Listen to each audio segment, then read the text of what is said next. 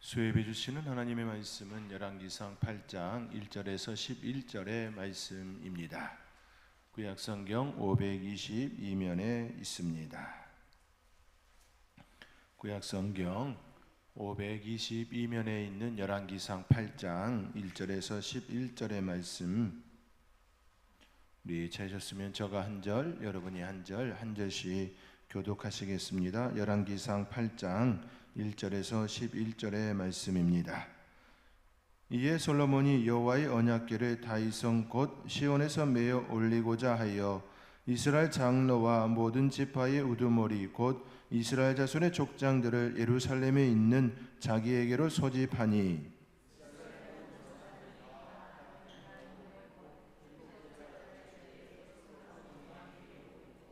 이스라엘 장로들이 다 이름에 제사장들의 궤를 매니라.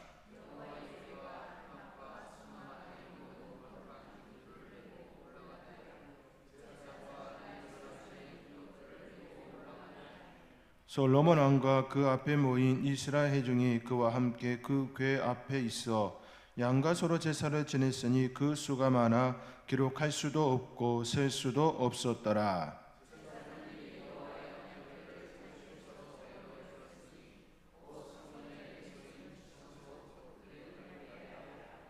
그룹들이 굵게 처소 위에서 날개를 펴서 궤와 그 채를 덮었는데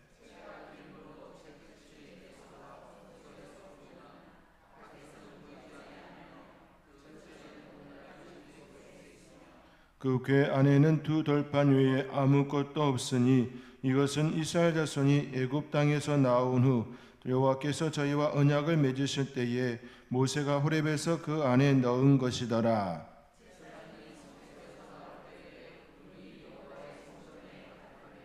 함께 읽겠습니다. 제사장이 그 구름으로 말미암아 능히 서서 섬기지 못하였으니 이는 여호와의 영광이 여호와의 성전에 가득함이었더라. 아멘.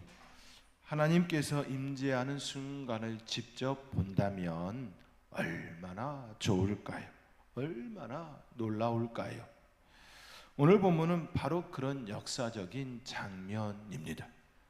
수십 년 동안 다윗의 마음속에만 있었던 하나님의 성전이 이제 솔로몬을 통하여 완성되었습니다. 그리고 그 성전 안으로 하나님의 영광이 구름처럼 충만히 임하는 순간 이스라엘 모든 백성은 숨을 죽였습니다. 숨을 죽일 수밖에 없었습니다. 이 장면은 마치 출애굽기 40장 모세가 성막을 세우고 여호와의 영광이 성막에 충만하며 모세가 그 안에 들어갈 수 없었던 그때가 떠올리게 됩니다. 제사장이 그 구름으로 말미암아 능히 서서 섬기지 못하였으니 이는 여호와의 영광이 여호와의 성전에 가득함이었더라. 오늘 본문 11절 이 한 구절이 오늘의 메시지 전체를 말해줍니다. 하나님의 영광이 가득한 곳, 그곳이 바로 진짜 성전이지요. 하나님의 영광이 머무는 곳, 하나님의 은혜가 있는 곳, 하나님의 임재를 경험하는 곳, 그것이 바로 성전입니다. 솔로몬은 모든 이스라엘 장로들과 족장들을 불러 모았습니다. 히브리어로 야크엘은 하나님의 백성을 거룩히 소집하다는 뜻이 있습니다.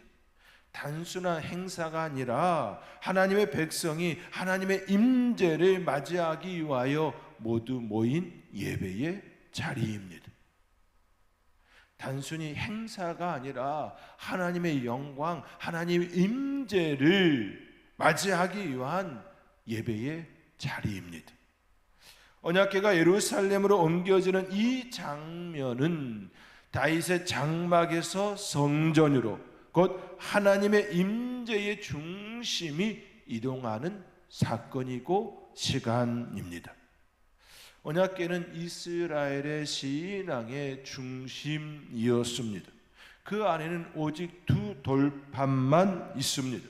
오늘 본문 9절의 말씀이지요. 우리 함께 오늘 본문 9절 함께 읽겠습니다. 그 궤 안에는 두 돌판 외에 아무것도 없으니 이것은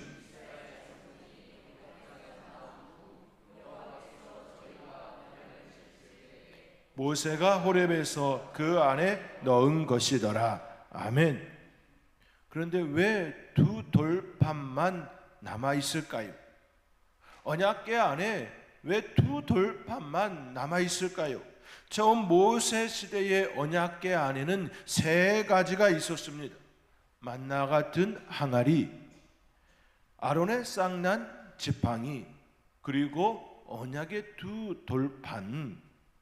그러나 솔로몬 성전 시대에는 오직 두 돌판만 남았습니다.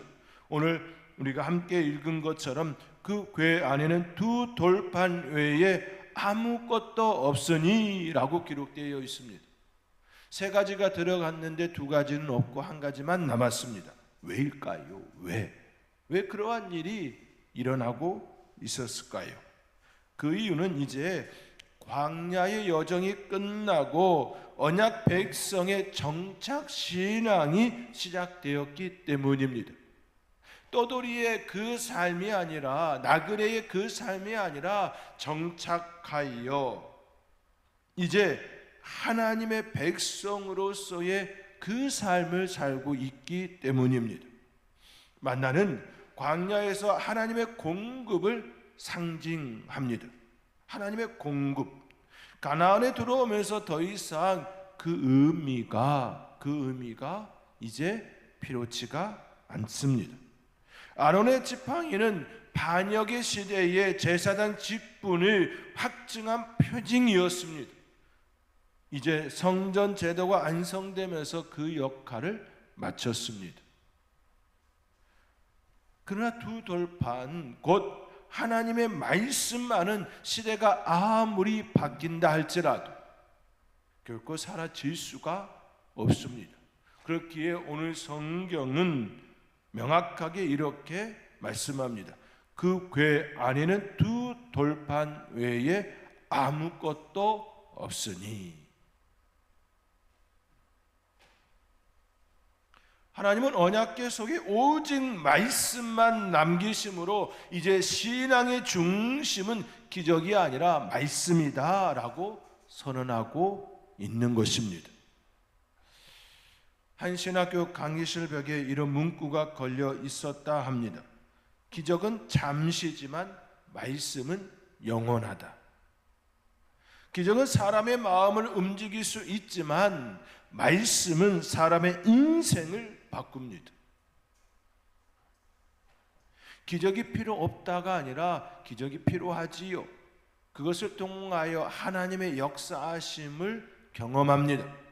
그런데 우리의 삶을 진정으로 이끌어가는 건 기적이 아니라 내 삶에 다가오신 하나님의 말씀입니다. 말씀이 내 안에 들어와 나의 주인이 되어 그 말씀이 나를 이끌어가는 그 삶, 우리는 그것을 신앙생활이라고 하지요. 그렇기에 믿음이 없었던 초신자일 때에는 하나님께서 그에게 확신을 주시기 위하여 여러 다양한 모습으로 기적을 베풀어 주십니다. 그러나 신앙이 쌓이면 쌓일수록, 믿음이 쌓이면 쌓일수록 말씀을 붙들고 생활하게끔 이끌어 가십니다. 기적이 그 사람을 이끌어가는 것이 아니라 말씀이 그 사람을 이끌도록 하게 하십니다. 연단과 훈련과 여러 과정을 통하여 더 이상 기적이 내가 의지하는 그 삶의 수단이 아니라, 도구가 아니라 말씀이 나를 이끌어가는 힘이라는 것을 알게 합니다. 그리하여 그리 아니하실지라도 그 신앙으로 바뀌게 됩니다.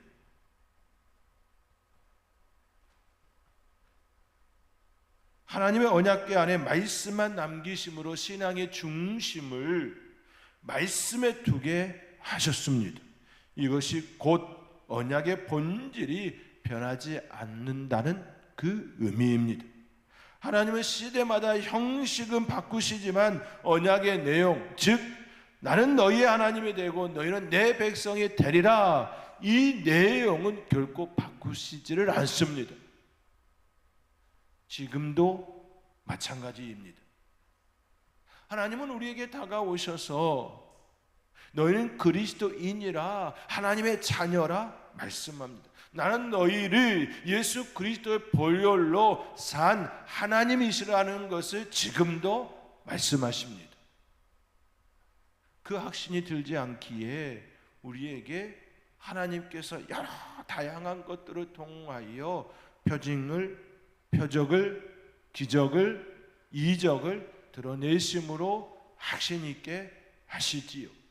그 확신이 된 이후에는 말씀으로만 살아가게끔 하십니다. 따라서 언약궤 안에 두 돌판만 남은 것은 하나님의 신실하심과 말씀 중심 신앙의 선언입니다.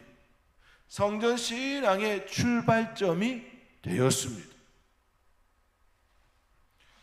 오늘 한 목사님은 결혼 주례를 부탁받으면 늘 이런 말을 하신다 하더라고요. 결혼은 약속이 아니라 언약이다.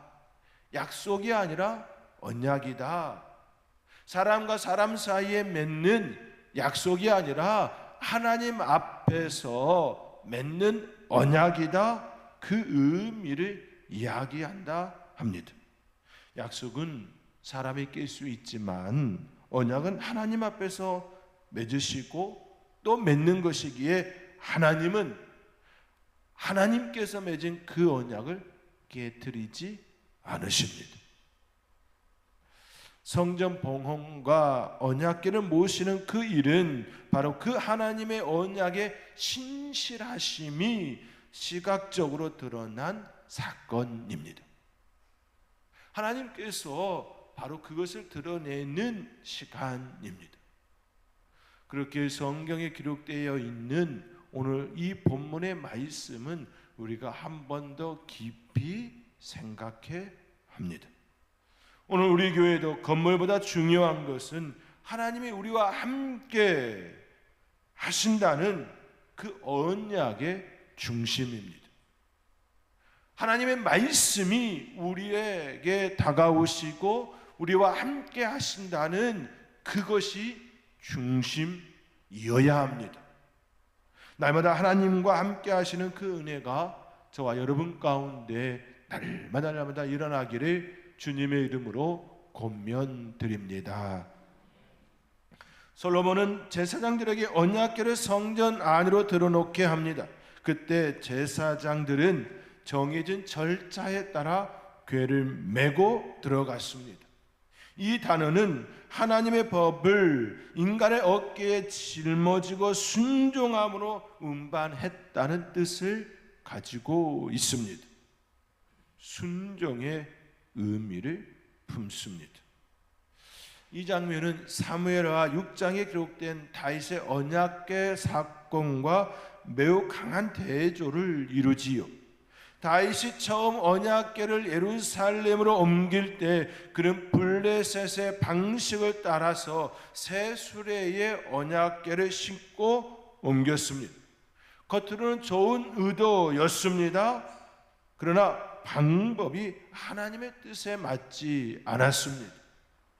길을 가던 중 소들이 뛰자 웃사가 손을 뻗어 하나님의 궤를 붙잡았습니다. 그로 인해 그 자리에서 하나님께서 즉시 심판하셨지요. 그때 다윗은 두려워하며 궤를 잠시 오벳 에돔의 집에 두었습니다. 하지만 오늘 본문에서는 제사장들이 언약궤를 어깨에 메고 들어갑니다. 이는 하나님께서 명하신 본래의 방법에 따른 것이지요. 언약궤는 인간의 기술이 아니라 거룩한 순종으로 옮겨야 하는 존재임을 또 드러내었습니다. 인간의 화려한, 인간의 세련된 그 모습이 아니라, 그 방법이 아니라 순종으로 반응하는 그 모습이었습니다. 우리 하나님께서 지금 이 시대에도 원하는 것이 무엇일까? 라고 할 때에 순종입니다. 하나님의 말씀에 대한 순종입니다.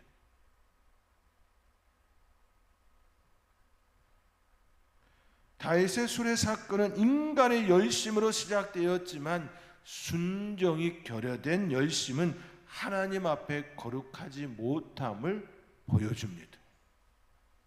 제사장들의 음반은 인간의 편리함이 아닌 하나님의 말씀에 근거한 거룩한 질서를 따라야 함을 보여줍니다. 우리 하나님은 질서의 하나님이시지요. 그렇게 우리는 그분을 따르는 순종이 되어야 합니다. 종종 교회에서 열심히 사역을 하다 보면 하나님의 뜻보다 자신의 생각이 앞설 때가 있습니다. 일을 하다 보면 이것도 보이고 저것도 보이고 보이는 것들이 있습니다. 분명 좋은 생각으로 접근한 것 분명합니다. 그러나 그 일로 때로는 상처를 받곤 합니다. 열심히 다가갔지만 그 일의 방식이 하나님의 방법이 아니라 나의 방법이었기 때문입니다. 이것이 바로 다윗의 수레 사건이 주는 교훈입니다. 우사가 손으로 개를 붙잡았을 때 죽음이 임했습니다. 그런 좋은 의미로 다가갔습니다. 그러나 하나님의 거룩성이 훼손되어지는 그 일을 범하였습니다. 그 이유는 단순히 규칙 위반이 아니라 하나님의 거룩하심을 인간의 판단으로 선대로 했기 때문에 심판이 임한 것이지요. 반면 제사장들이 하나님의 말씀대로궤를 메고 들어갔을 때 그곳에 임한 것은 죽음이 아니라 하나님의 영광이었습니다. 거룩함에 대한 순종은 결국 생명과 영광으로 이어집니다. 솔로몬 시대의 성전은 웅장하고 장엄했지만 하나님이 기뻐하신 건 그 화려함이 아니라 순종의 질서였습니다. 순종으로 다가가는 그 모습 그대로였습니다. 제사장들이 언약궤를 메고 들어간 것은 이 성전의 주인은 하나님이십니다. 우리는 그분의 말씀을 따르는 종입니다. 이 신앙의 고백입니다. 우리의 삶의 자리에 우리가 마음에 늘 품어야 할 것은 바로 이 모습입니다. 나는 하나님의 종입니다. 하나님의 자녀입니다. 그 마음이 우선이 되어야 합니다. 그렇게 나는 하나님의 말씀대로 살기를 원합니다. 하나님의 말씀을 붙드는 자 되기를 원합니다.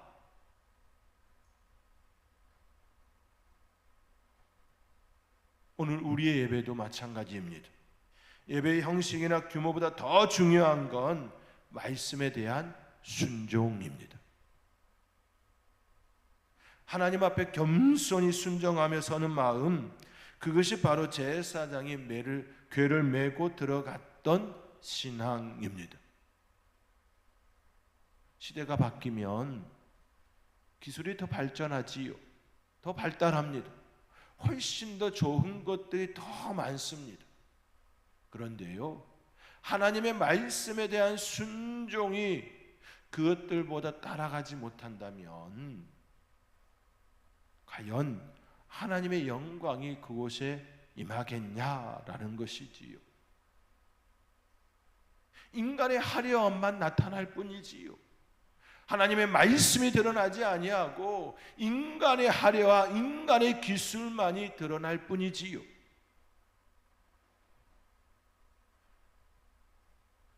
사람은 예물을 보기에 그 편리함을 좋아합니다. 그렇게 그것을 무시할 수는 없습니다. 그러나 그 화려함보다, 그 편리함보다 하나님의 말씀에 대한 순종이 그것들보다 앞서지 못한다면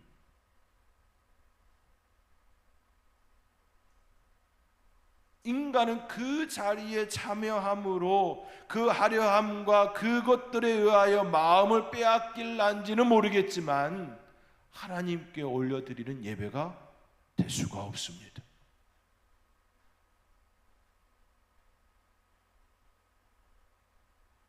우리의 마음속에 중심이 되어야 할 것은 하나님께 올려드린다, 하나님께 올려드린다 라고 하는 그 생각과 마음, 그 자세가 우선입니다.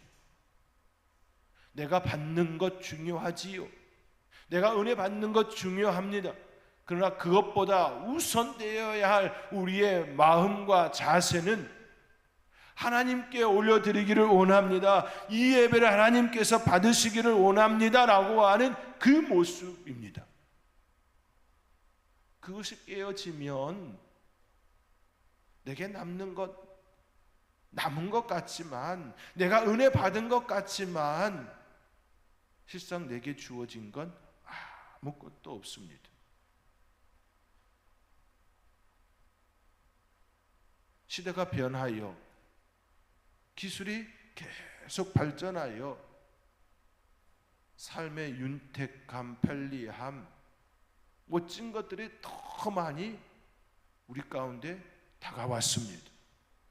그렇게 사람들의 눈은 점점 더 높아졌습니다. 세상의 화려함이 교회의 화려함보다 훨씬 더 뛰어납니다.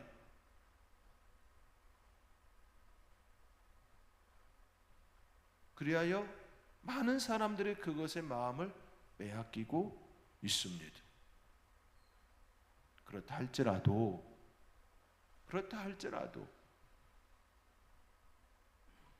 믿는 우리의 중심은 그 화려함이 아니라 하나님께 올려드리는 내 마음이어야 합니다.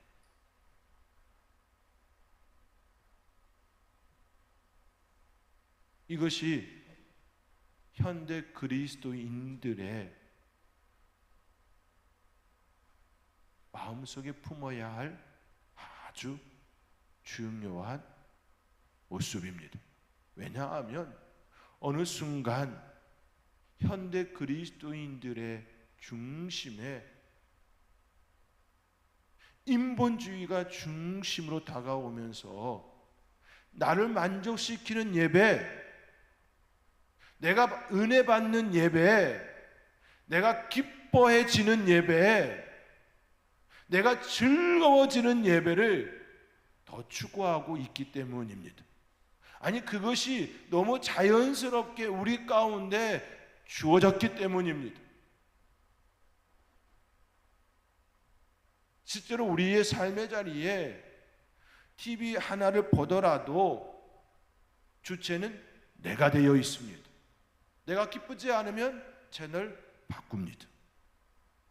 내가 즐겁지 않으면 언제든지 채널을 바꿉니다. 그것이 몸에 이미 배었습니다.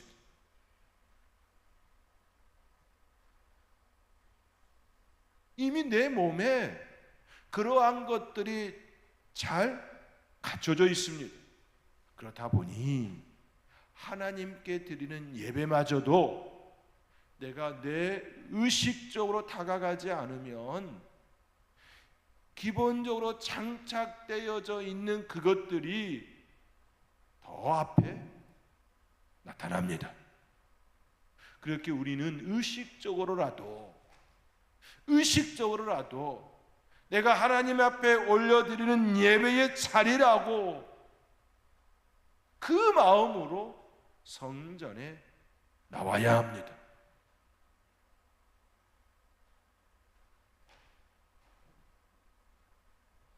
오늘 언약궤가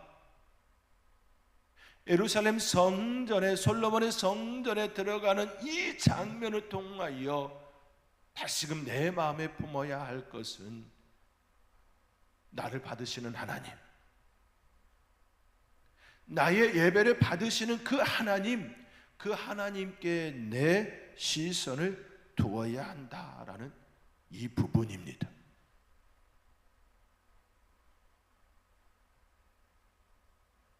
늘 하나님의 말씀이 하나님이 먼저가 되어지는 저와 여러분의 예배가 되어지기를 주님의 이름으로 권면드립니다. 어느 해 선교지에서 있었던 일입니다. 허름한 집 아래서 예배드리던 한 성도가 이렇게 고백합니다. 우리 교회는 비록 비가 새지만 하나님의 은혜는 새지 않습니다. 이 말이 얼마나 아름답습니까? 비록 그 성전이 낡아져 비가 새는 그 모습이지만 하나님의 은혜가, 하나님의 말씀이 새지 않는다, 그 고백이 얼마나 아름답습니까?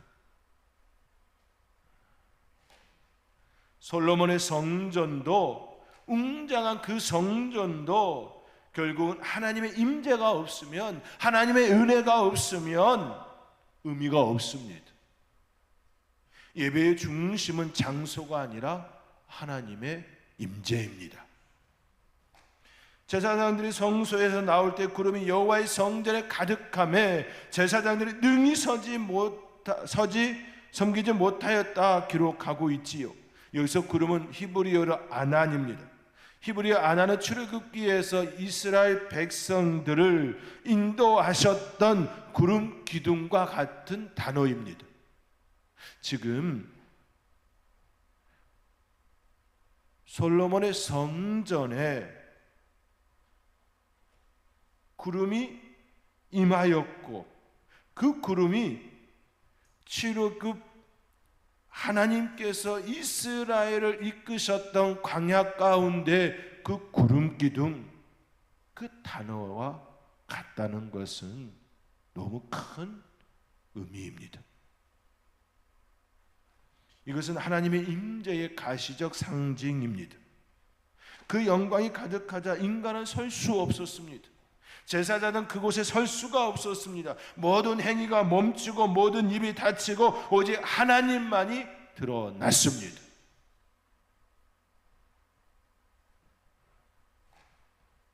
우리의 예배도 그래야 합니다.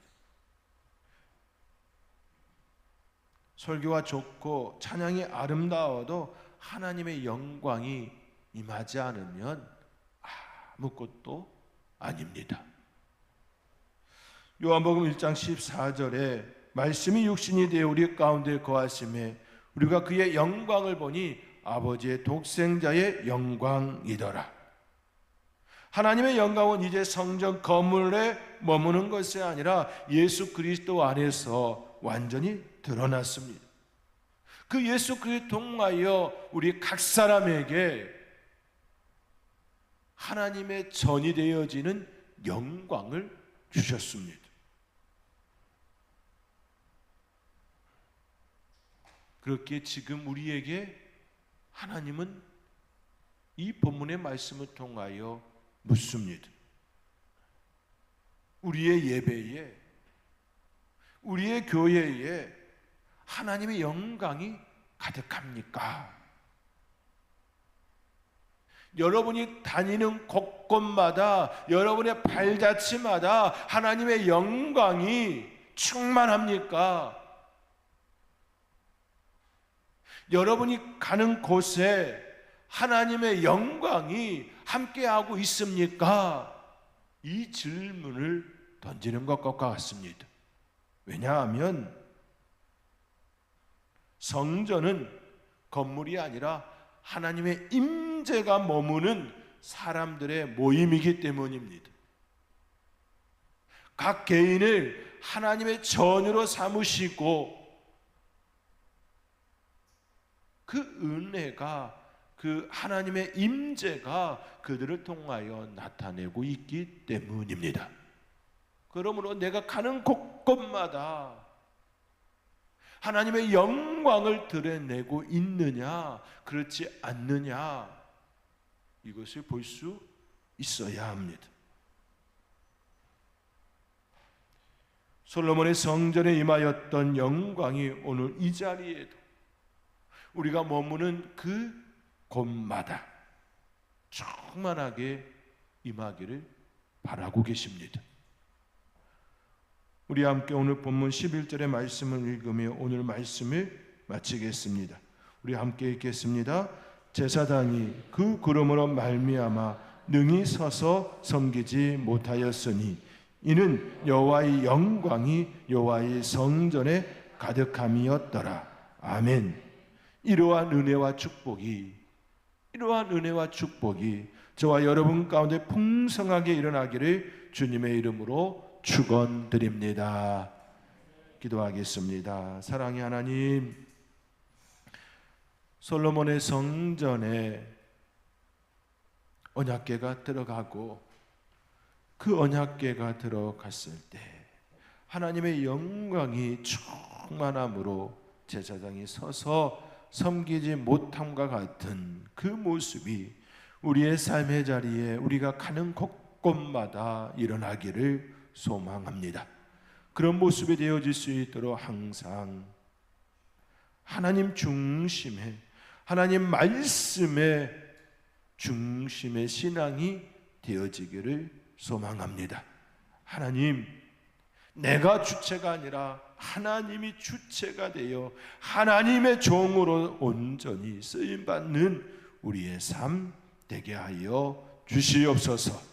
이 모든 것 감사하옵고 예수님의 이름으로 기도하옵나이다. 아멘.